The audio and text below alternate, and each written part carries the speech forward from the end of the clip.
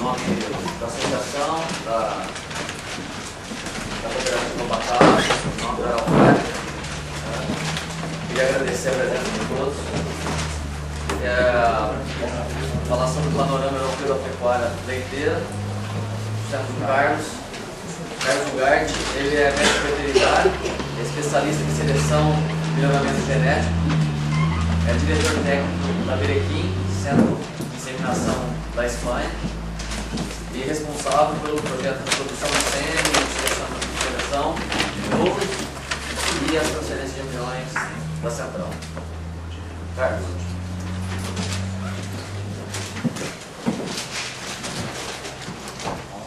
Hola, buen día a todo el mundo.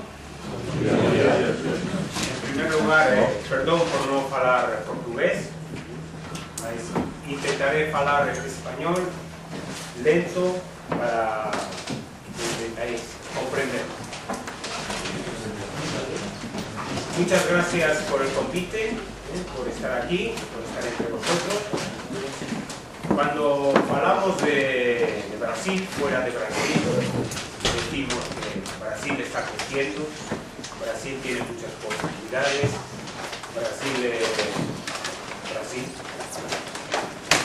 Es bien importante venir a Brasil y ver qué es Brasil. Cierto, yo estoy impresionado, viajé hace años muchas veces, mas después de 7 años sin venir a Brasil, o cambio de país 7 años ahora, ha sido increíble, increíble. La profesionalización de las empresas pecuarias, la producción de leche, el manejo, todo ha cambiado mucho. Va todo muy rápido, va todo muy bien encaminado. Yo agradezco la invitación de poder estar aquí entre vosotros para contaros un poco en 3 palestras qué es lo que nosotros hacemos. Fui invitado para hablar un poco de la presentación del sector, la situación en Europa de la pecuaria. Esa va a ser mi primera palestra. Después hablaré de la situación de cómo las asociaciones de productores de lecheros y los datos obtenidos por los productores de leche sirven para un programa de mejora genética. Y mi tercera palestra versará sobre la genómica. Entonces, comienzo por la primera. La idea es hacer primeras y segundas juntas, un pequeño reposo, refrigerio y tercera palestra. No sé si tenéis alguna pregunta mientras yo falo, podéis pasar. No hay problema. Si vemos un poco la pecuaria a nivel mundial, esto es la producción de leche de vaca por todo el mundo. Europa produce o 25% la producción de leche del mundo. América del Norte o 16%. Otro 16% es Asia.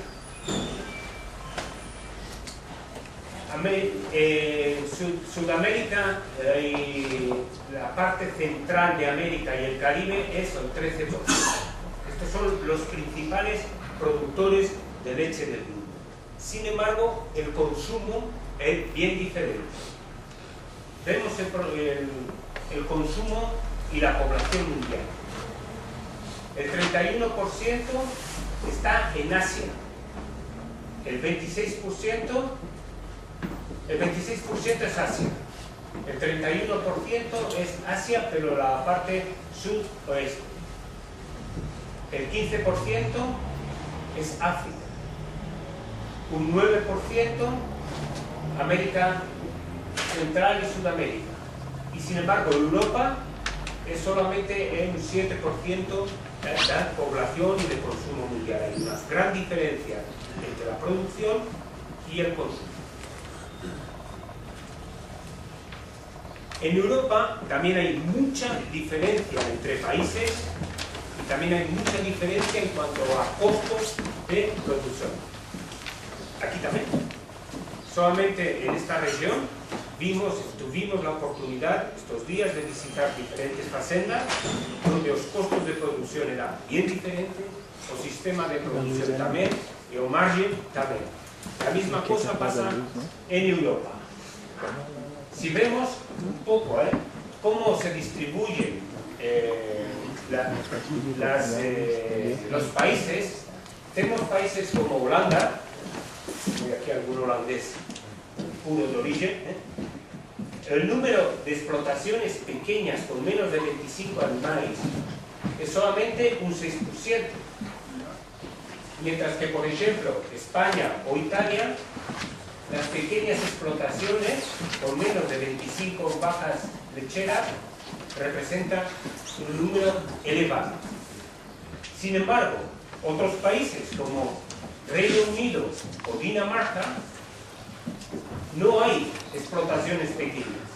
O gran número de las explotaciones, el porcentaje elevado, son explotaciones que tienen más de 150 vacas en ordeño. Entonces, hay una gran dispersión entre países. No todos los países de Europa son iguales. En cuanto a cómo es la explotación medio europea, es difícil de hablar. ¿Cómo es? Si vemos aquí dos ejemplos. Holanda, el número de vacas por explotación, 72. Y superficie agraria útil, cuánta área hay por vaca, 46. Y las unidades de trabajo, las personas que trabajan con las vacas, 1,64. En Italia los datos son muy diferentes, por ejemplo. 47 vacas, 30 hectáreas y 2,1 personas trabajando por vaca. En cuanto a las unidades de trabajo, en cuántas personas, es bien diferente. Tenemos países como Dinamarca, donde cada persona tiene una media de 50 vacas, y otros países como Italia, que no llegan a 20. Y el rendimiento por vaca, producción media por vaca, aquí están todas las razas lecheras. Holandés, Jersey, todas las vacas que se ordeñan. Nos, por ejemplo, España tiene 8.500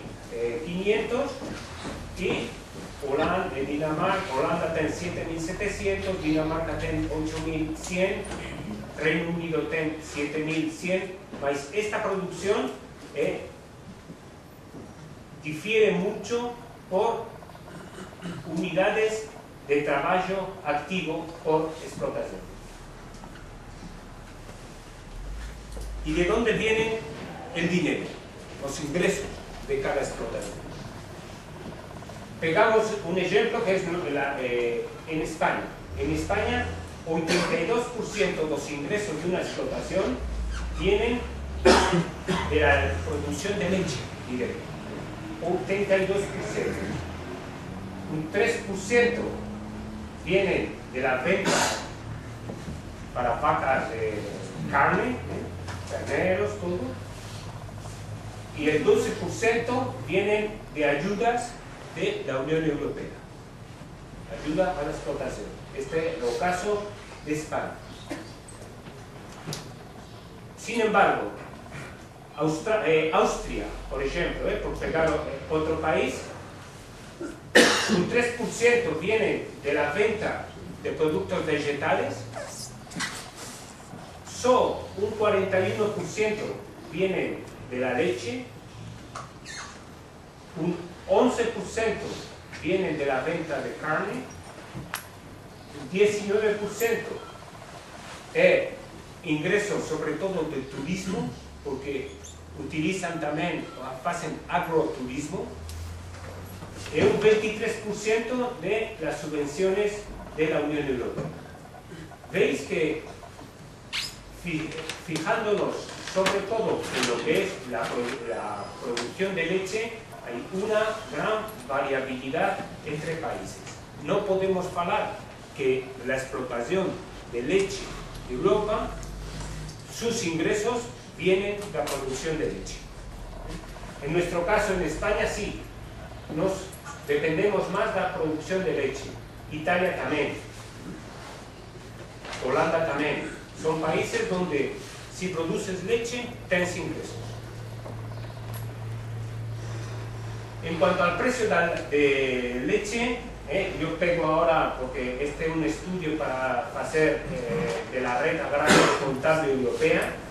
El precio de leche varía también mucho entre países. Hay países que históricamente tienen unos precios muy altos de leche, como es Italia, y sin embargo otros países como Reino Unido, Inglaterra, los precios de leche son siempre mucho más bajos que la media europea. Mucho, siempre es así. Mas hay gran diferencia de precios dentro de la misma región. Hay países como, por ejemplo, Francia, donde tienes regiones de la zona de Normandía, la zona de Bretaña, donde los precios de leche son muy bajos, y otras zonas que son las zonas de montaña, las zonas de los Alpes, donde el precio de la leche es siempre mucho más alto, mucho más. Que otros países, los países donde tienen cooperativas más fuertes a nivel nacional, el precio, por ejemplo, Suecia es un ejemplo, el precio es muy estable de una zona a otra. No hay grandes diferencias.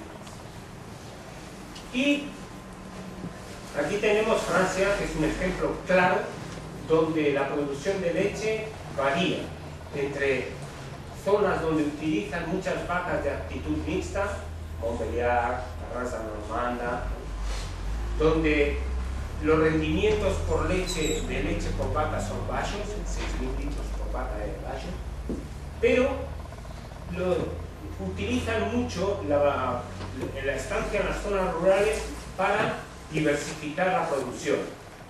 Turismo, hay mucho turismo, venta directa en granja, la producción de queso, de leche, de productos derivados, yogur, hacen mucha venta en las pequeñas facendas. Sin embargo, en otras zonas más especializadas, toda la zona de Bretaña, las zonas de Normandía, ahí producen mucho con vaca holandesa. Los rendimientos son más altos, más el precio de la leche es más bajo. Eso eran los ingresos. ¿Y dónde van los gastos? El costo. También hay mucha diferencia entre países. Por ejemplo, España, nos tenemos un gasto muy fuerte en lo que es compra de alimentación. Muy fuerte. Y otros gastos, que son gastos veterinarios, medicina, comercialización, gastos de la cama, son pequeños. Nuestros costos son muy altos en alimentación y poco en otras cosas. Sin embargo, otros países donde, por ejemplo, Francia, que hace mucha agricultura con la vaca, tiene mucho gasto en la agricultura y poco en la compra de productos de fruta. Mas estos son los gastos específicos, mas hay otros gastos. Vamos a ver más gastos que eso. Paso al siguiente y vemos que en España, por ejemplo, los gastos de edificación o gasto de compra de tractor y otros gastos son muy pequeños, en energía también es pequeño, y gastos no específicos y trabajos por terciarización son muy pequeños. Diferencia, por ejemplo, con Francia, donde los gastos de maquinaria, hacen mucha agricultura, los gastos son altos, energía gastan más, el trabajo por terciarización también son altos, y otros gastos no específicos que son el agua, el seguro, la cuota, servicios profesionales, teléfono, renta, todo eso son mucho más altos. La misma cosa con Australia, con Finlandia, con Suecia. Cambia mucho los ingresos y cambian también mucho los gastos. Entonces, los resultados económicos de cada país y de cada explotación varían. Aquí es un ejemplo de cuáles son los ingresos totales para unidad por puta de trabajo, es decir, por persona que trabaja, y por renta familiar, por la familia que está trabajando. Vemos que por renta familiar hay diferencias también. Los más pequeños son los países como Australia, Finlandia, Suecia, que tienen las rentas más pequeñas. Si hacemos una simulación dependiendo del precio de la leche, la renta de familias que tenemos en España, el precio medio en España 0,37 euros por litro de leche. La renta por familia era de 42.642 euros por familia por año. Aquí, lo mejor era, por ejemplo, tenemos aquí un ejemplo, voy a pegar este ejemplo, Dinamarca, donde el precio de leche es 0,34 y el rendimiento por familia era 42.775 euros por año. ¿Qué pasa si el precio de leche baja un 18%? ¿Qué ha pasado ahora? El precio de leche bajó. Con los mismos costos, los mismos ingresos, las mismas situaciones en las que estamos, tenemos países donde el precio cae un 18%. En España nuestra renta familiar pasa de 42.000 euros a 23.000 euros. Pues, con esta bajada, países como Francia, donde el precio era también más bajo, ahora la renta familiar vaya a 11.000. ¿Qué pasa en Dinamarca? En Dinamarca baja el precio de la leche un 18%, la renta familiar no tengo. Entonces, si el precio de leche fuese, pegamos la media de toda Europa, con el precio bajo y ponemos a 0,29, la renta familiar varía también entre países. Dinamarca quedaría con 3.000 euros, Holanda 19.000, Luxemburgo 28.000, Italia 24.000, Francia 16 y España 17.000. Entonces, dependiendo de cada país, dependiendo de cómo es el precio de la leche, veis que hay una gran variabilidad de diferencia entre países. ¿Y qué pasa en el mundo? Pues que el precio de leche va variando y vemos que generalmente el precio de leche a nivel mundial va a ir bajando. No, la tendencia no es a subir, ya bajar. Tenemos que trabajar ahora bien los costos para que los márgenes sean adaptados a la situación global. En Estados Unidos, si analizamos el precio del año 2010, 2011, 2012, el 2010, 2011 fue más alto que el 2010, también con variaciones. Hay 2012, tendencia hacia abajo. Esto es así. Los datos del año 2010, como fueron,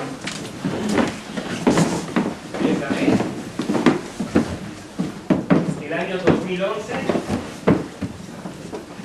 el año 2010,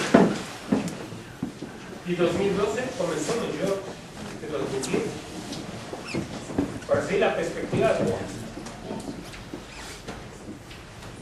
es mejor que nuestra perspectiva, que 2010 fue bien bajo, con mucha diferencia entre meses. 2011 subió, tuvimos un pico de nuestro verano, que fue alta, bajó en invierno, y este invierno subió algo más, mas la tendencia también es a seguir casi a misma proporción que el año pasado. Mas o problema que tenemos son los costos de producción. Subió la soja, subió la proteína animal, subió la proteína del 62% al 40%. Pierde importancia. La gordura pasa del 17 al 12%. Pierde importancia. El tipo sube del 14% al 18%. Es una subida pequeña, pero sube. Y estos caracteres de manejo, de sanidad, longevidad, fertilidad, vitalidad de terneros, que era nada, un 7% total, pasa a ser un 30% del índice global. Entonces, cambia totalmente cuál era el mejor toro. La idea de buen toro en el año 96, la idea de buen toro en el año 2009. ¿Cuál es la vaca que buscábamos en el año 96 y cuál es la vaca que buscamos para el tiempo presente? Gran evolución que, si lo vamos viendo gráficamente, esto es la evolución mundial y luego vamos a ir viendo particularidades. A nivel mundial, en el año 96, casi el 80% era producción. 15% conformación y un 6% funcionalidad. Casi nada. ¿Qué ha pasado con la producción? Que ahora, en nuestros días, solamente el 50% de importancia tiene la producción. Nada más. Y el resto es un 30%, una cosa que no hablábamos casi nada hace 10-15 años, ahora es un 30%. Y el tipo se mantiene, más o menos, el tipo siempre está en los índices. Pero ya veis que cambio, cómo la producción está perdiendo importancia y cómo la funcionalidad subió. En Europa, el cambio ha sido así. De producción un 30%, producción actual 59%. O tipo era alto, el 20%, sigue siendo más alto, 23%. Y los rasgos secundarios eran 0. No hablábamos de caracteres secundarios. Y ahora es un 18%. Hay países donde los rasgos secundarios todavía tienen más importancia, más la media europea. En América, de una producción del 66% del Canadá y Estados Unidos, se ha pasado a 50%. El tipo, de un 34% de peso, ha bajado a un 30%. Y también, caracteres funcionales. ¿Ninguém falaba? Ahora, el 20%. Australia, Nueva Zelanda. Esto era más extremo. O año 96, o mejor toro australiano o neozelandés era el que más producía. Gordura más proteína. 100%. Nada más. Tan sencillo. Ahora no.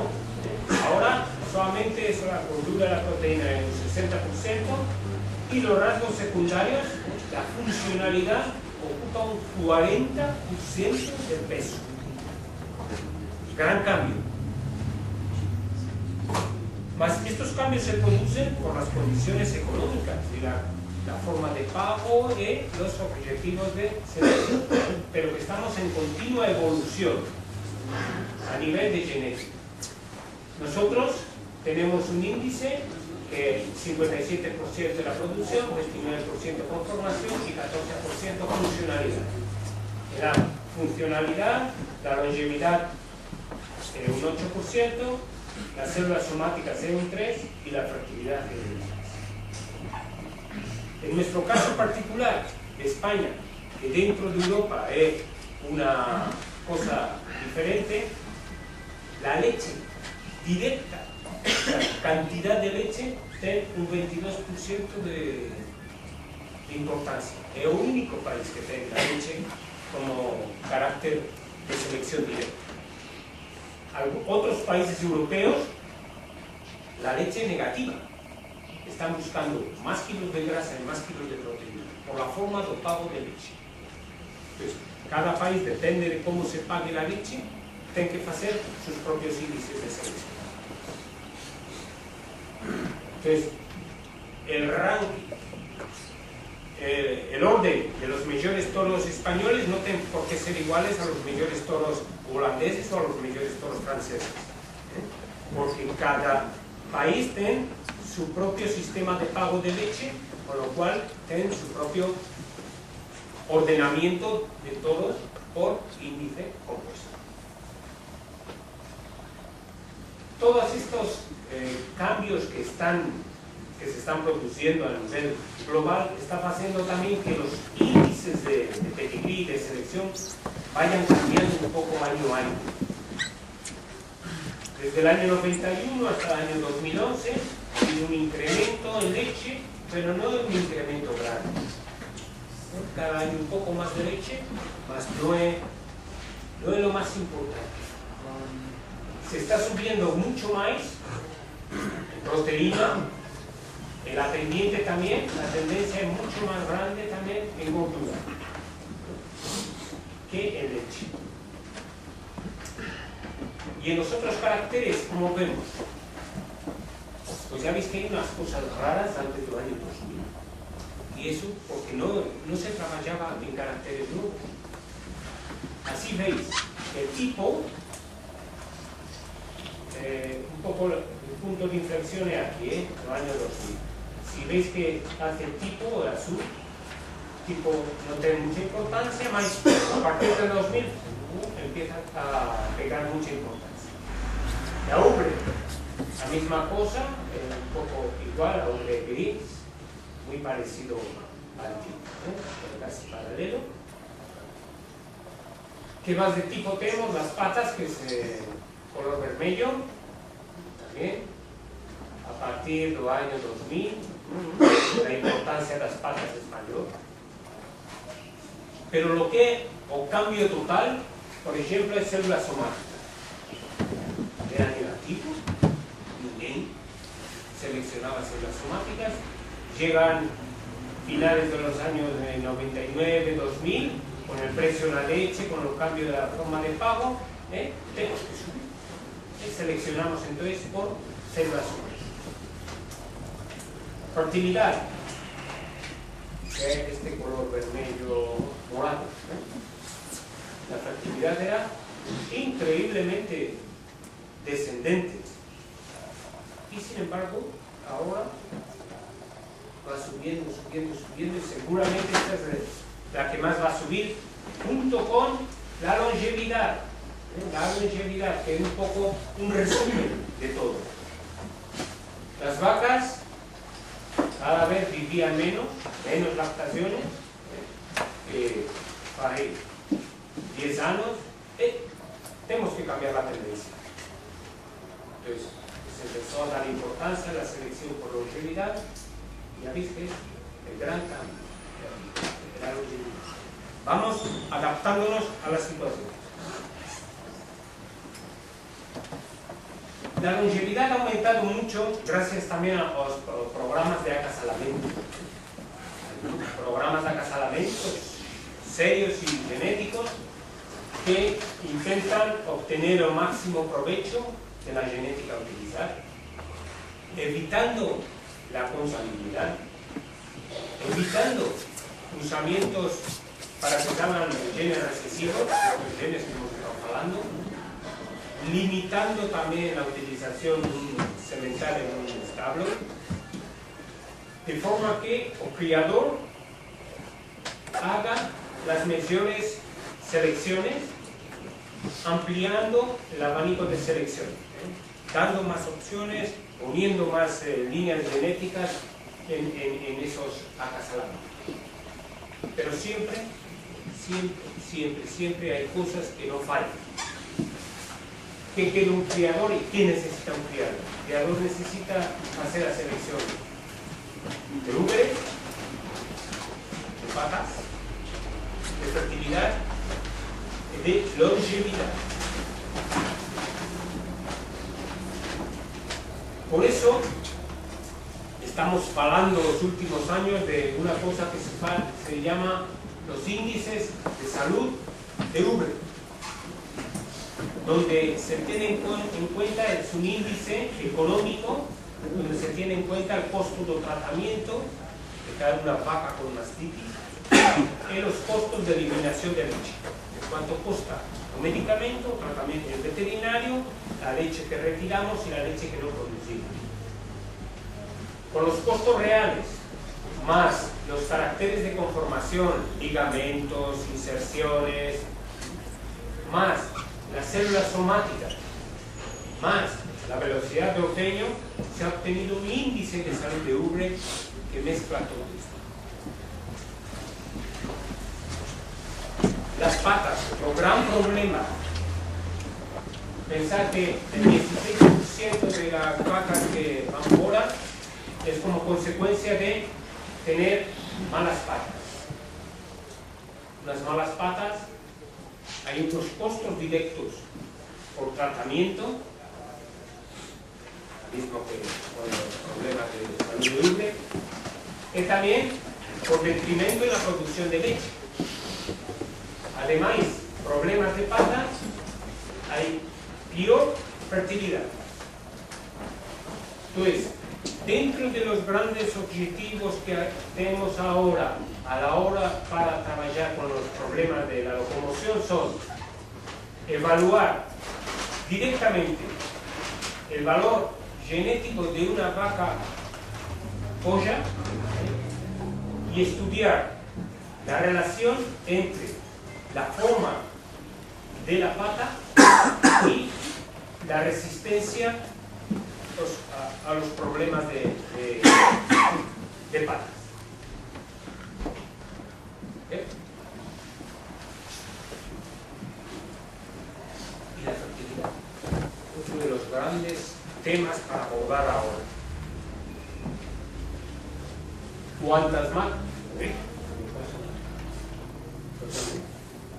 Cuantas más inseminaciones tenemos que hacer una vaca, tenemos más riesgo de eliminación y mayor costo de reposición. La reposición es cara. Entonces, dentro de la fertilidad, ¿cuál es el carácter mejor para trabajar? El carácter ideal es número de inseminaciones necesarias para que una vaca fique preñada. Este es un carácter importante. También se trabaja en índice de no retorno, 56 días post-inseminación. ¿Cuántas vacas hay gestantes? ¿Cuántas no? También el intervalo de parto y la primera inseminación. Es importante que la vaca, después de parto, sea inseminada tan pronto como sea posible, para que el intervalo entre partos sea lo. Entonces, también días abiertos e intervalo entre partos. Entonces, ahora la universidad está trabajando en implementar un índice de fertilidad donde junte el número de inseminaciones con las tasas de gestación. Es un nuevo índice en el que se está trabajando en la actualidad. Y una cosa todavía más complicada es la resistencia a las enfermedades. Un nuevo índice de selección. Para eso se está trabajando mucho en caracteres de ADN. Y se están intentando hacer valoraciones genéticas para desplazamientos de estómago, para problemas de cetosis, mamitis, dendritis, cojeros. Ir directamente a solucionar problemas de enfermedad. Es difícil porque en este caso la heredabilidad de esos caracteres son bajos, pero se está intentando trabajar.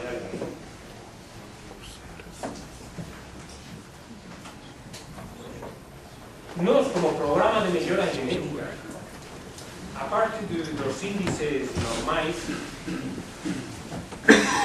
tenemos un acuerdo con la Universidad de Madrid para ir haciendo índices alternativos porque no todos los toros son los mejores para todos los criadores. Entonces, hacemos diferentes índices más acorde con aquel criador que gusta de hacer un poco de pastoreo. Para aquellos criadores cuyo objetivo de selección son vacas menos problemáticas, vacas con más salud, que me den menos tratamientos veterinarios. Otro, para aquellos que venden leche para hacer queso, por ejemplo, les llamamos componentes, gordura, proteína, capa caseínas, todo eso está metido en el tema de los componentes. Otros que dicen, no, yo quiero producción. Otros que queremos, me gusta también hacer un poco de selección dentro de algunas vacas para ir a los concursos. Pues también tenemos un índice de concursos, luego otro índice un poco más equilibrado. ¿En qué se basa un poco la diferencia entre los índices? Pastoreo. En el pastoreo, cuando hablamos de un animal es bueno para pastoreo, tiene mucha importancia la proteína, la gordura, y después la profundidad de ubre, la fertilidad. Y después, con menos importancia, la longevidad, las células somáticas, la facilidad de parto. Y por no fijarnos en todas, vamos a ver dos negativas. La estatura penaliza en el índice de pastoreo, más altas peores. Y también los kilos de leche, también es penalizado. Los kilos de leche ya están incluidos en los kilos de gordura y los kilos de proteína. Entonces, no mucha leche, sino leche con más calidad. Este es el índice de pastoreo. Vamos a ir comparando y viendo rápidamente el resto de índices. Índice de salud. Vacas, para tener vacas con poco gasto veterinario. ¿Qué importa? Tenemos que seleccionar, muy importante, longevidad directa, fertilidad y profundidad de ubre. Los tres caracteres que más peso tienen, además de la producción, proteína y gordura. Menos importancia células somáticas, posición del pezón, el ángulo de la pata, la vista posterior de la pata, la facilidad de parto. Aquí lo más importante es profundidad de ubre, fertilidad, longevidad, gordura y proteína.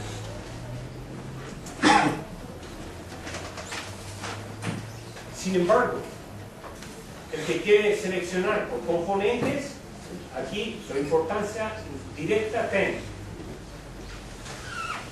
porcentaje de gordura, porcentaje de proteína, kilos de proteína, kilos de gordura.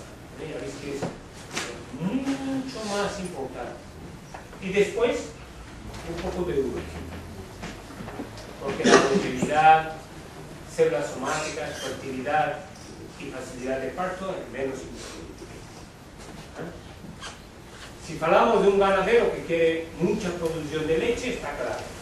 Está claro que los kilos de leche directos tienen que tener importancia, la gordura y la proteína. Veis que todo esto es muy importante. La longevidad sigue siendo importante también y la ubre. La ubre está siempre, para todo el proceso. Este sería una cosa un poco más equilibrada para todo el mundo, ¿no?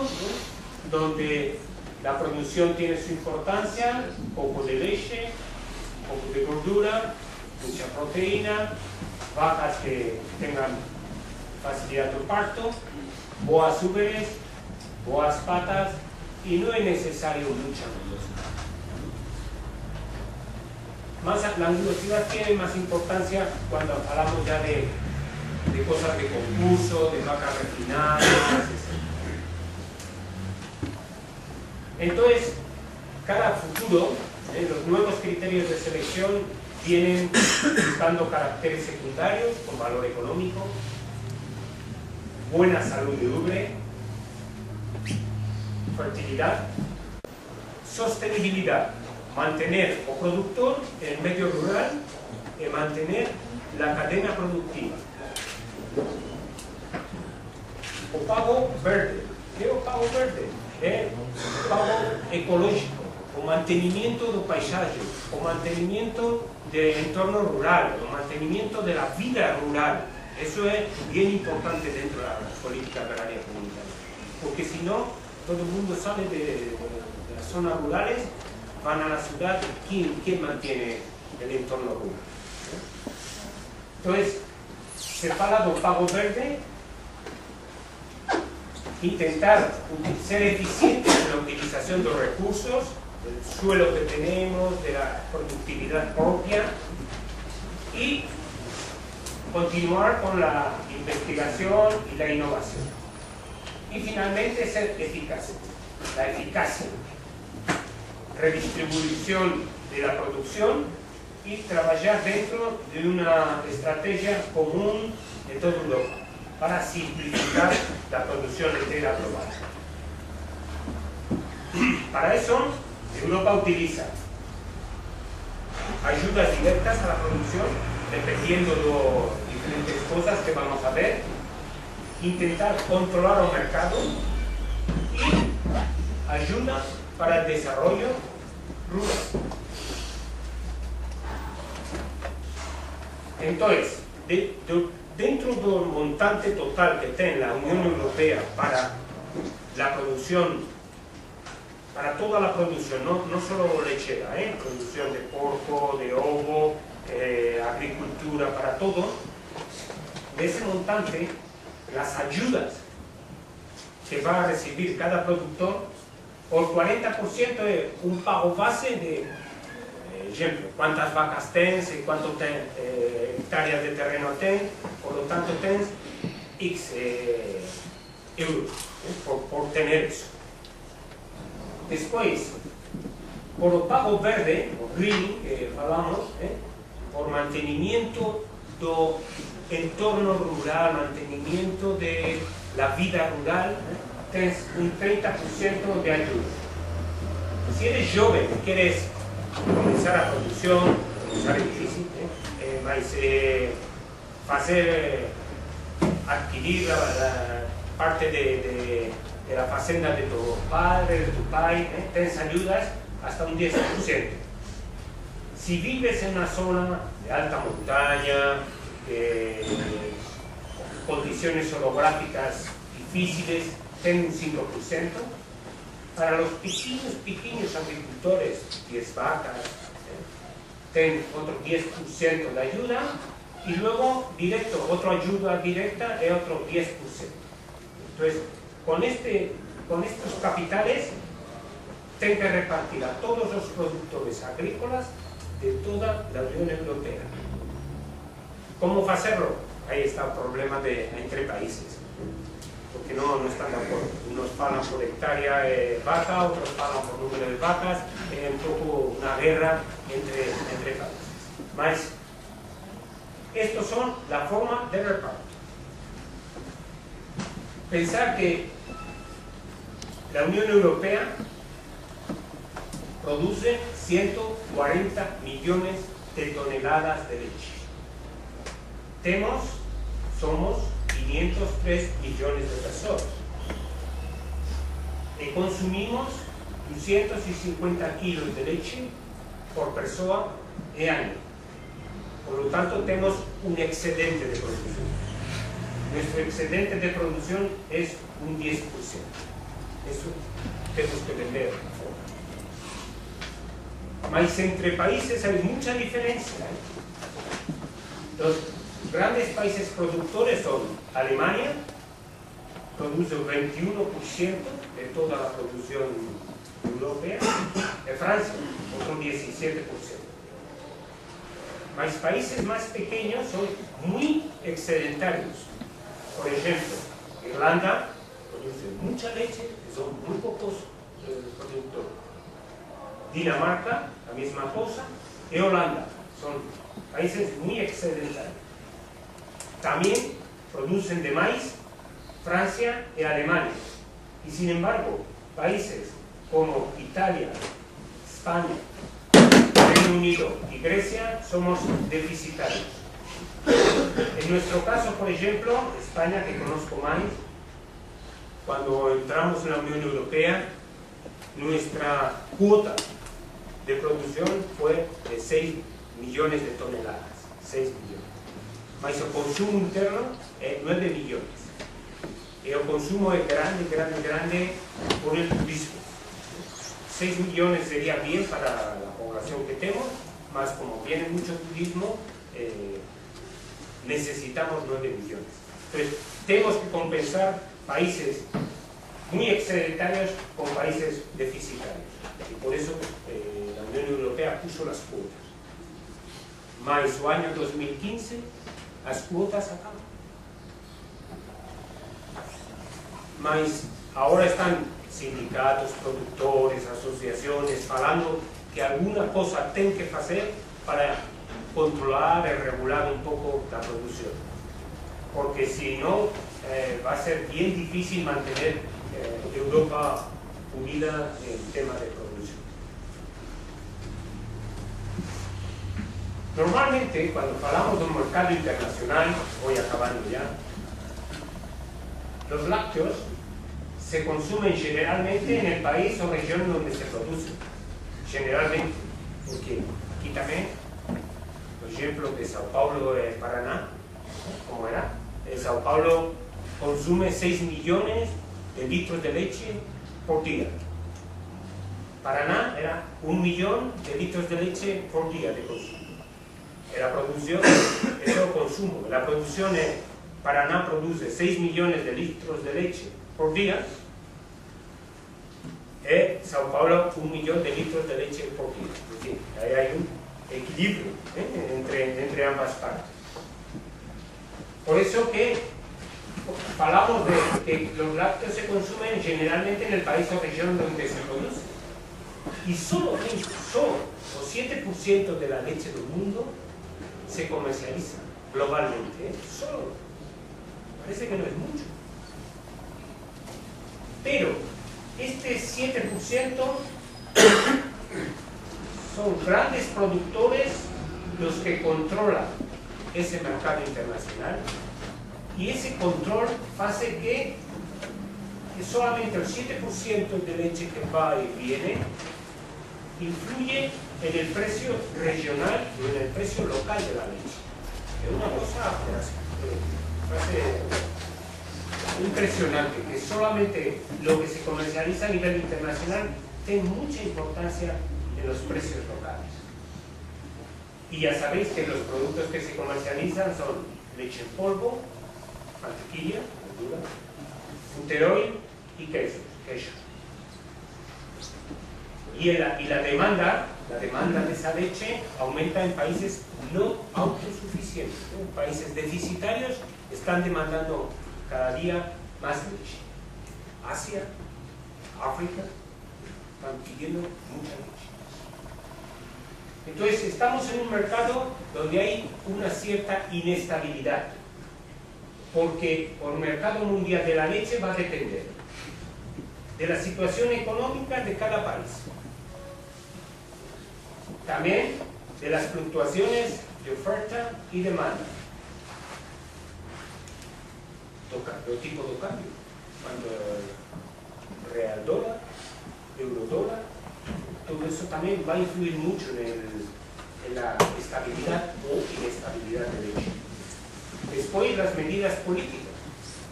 Países que pueden fechar por alguna razón, otros países que incentivan el consumo de leche, todo eso puede influir mucho en el precio final. Y esto es peligroso. Gran concentración del mercado mundial de la leche en pocos compradores y pocos vendedores. Por lo tanto, hay una poca elasticidad de la oferta. Está muy controlado y ellos están marcando el precio internacional. Los productores en muchos casos no tienen posibilidad de hablar. Todo está marcado por pocas personas. Y para finalizar, ¿cómo estamos intentando hacer algo en Europa para mantener todo esto? También se han dado grandes cambios y una gran concentración de compradores. Hay grandes industrias compradoras de leche. Por ejemplo, este es un ejemplo, Lactalis, en Francia. Lactalis está comprando casi toda la producción de algunos países. Las pequeñas cooperativas, las pequeñas industrias transformadoras están comprando todo. Otras grandes industrias son Sondial o la Friesland Campina, que esta es una cooperativa, más Lactalis es una sociedad anónima. Entonces, trabajan estas grandes industrias con multiproductos y tienen una implantación internacional. Son empresas que influyen mucho en el precio internacional de la leche. Y después existen grupos cooperativos más pequeños de distribución nacional que se mantienen vivos. Pero vemos que hay una gran disparidad entre países, entre regiones, que las cooperativas influyen en el precio, en los precios locales. ¿Sí? Entonces, ¿qué es lo que estamos intentando hacer? Por ejemplo, Francia, que es un ejemplo bueno, son precios acordados entre la industria y los productores a través de interprofesionales que marquen el precio en el cual el productor gane dinero. No solo la industria, el productor tiene que tener un precio digno para continuar la producción. Y ese precio tiene que ser fichado por una interprofesional. Y además, un contrato de producción es un contrato de precio y de años entre la industria y el productor lechero. Esto es donde se está trabajando cada vez más y están intentando y están promocionándose para que haya estabilidad en cuanto al productor de leche. Contrato de producción obligatorio entre la industria y el productor con un precio fichado según los costos de producción. Ese es el resumen de cómo estamos afrontando en Europa la producción de leche. Termino con este gráfico que, por ejemplo, para recordar la gran disparidad que existe entre los países productores y los países consumidores. Verde, esto es Europa, consumo. Ya veis que los colores cambian, producción, consumo. Y eso es todo con respecto a esta primera palestra. Pienso que no ha sido muy larga. Si tenéis alguna pregunta ahora, y si no, paso a la siguiente. Aquela relação de produtores e indústria Profesionais. interprofissionais, quem que coordena? É um grupo sai das cooperativas, do governo ou a indústria? Como que Es una mesa en la que están los productores representados por cooperativas, sindicatos de producción y asociaciones profesionales agrarias. O asociaciones, por ejemplo, en España va la Asociación Nacional de CONAFE, que es la Asociación Holandesa de Brasil, ese es un ejemplo, está en esa mesa, están ahí. Más luego, el Ministerio de Agricultura, que también por la industria están representados en una corporación de que representa los profesionales de la industria. Entonces son las tres cosas. Ministerio de Agricultura. La industria son las empresas transformadoras de leche, comercializadoras, y vendedores de leche, Carrefour, todas estas grandes empresas de distribución, y los productores. Y marcan los precios. No los precios de venta, los precios de compra al producto.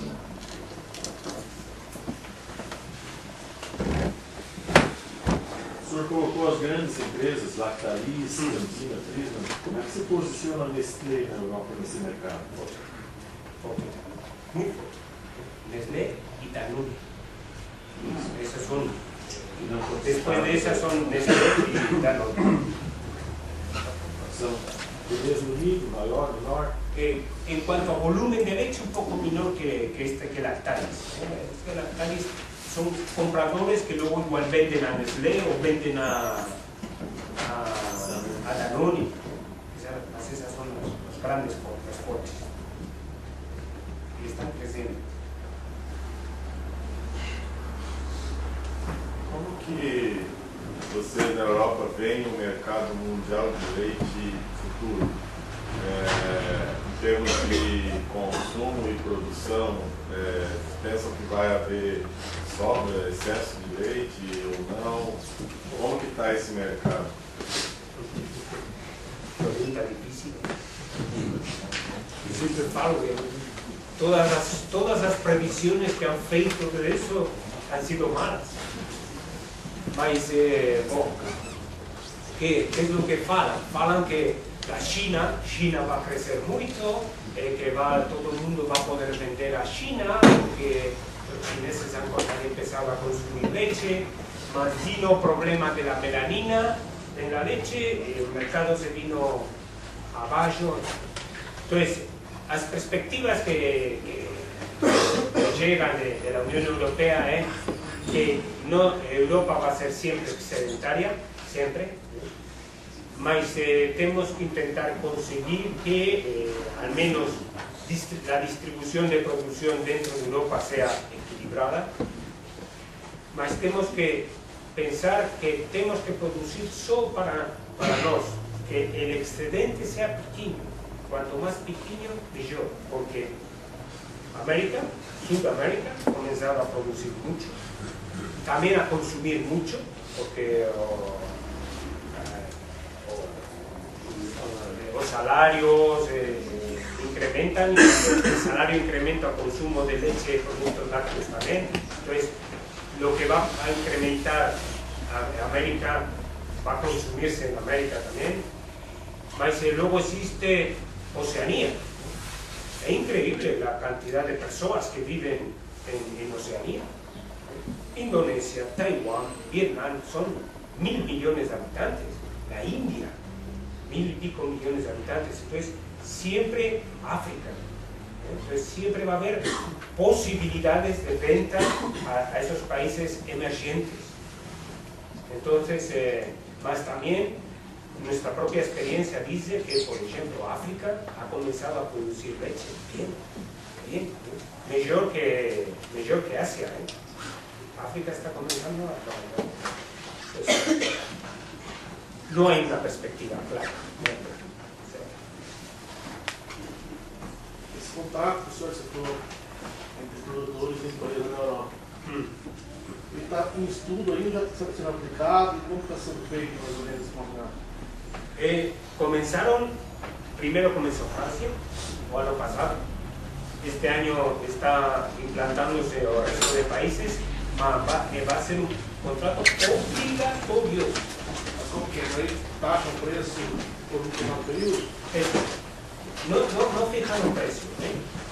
O precio cambiará, depende de dos costos. Por ejemplo, ahora la soja está así. Si la soja baja, irá fluctuando. Por ejemplo, ahora en España hemos tenido un conflicto con Argentina. Pero conflicto político por la producción de petróleo. Entonces, España dice, como tengo problemas con Argentina, cierro la importación de soja de Argentina. ¿Y de dónde vamos a importar? Si tenemos que importar. Entonces el precio de la soja en España subió, o costo de producción de leche subió. Entonces la industria tiene que compensar.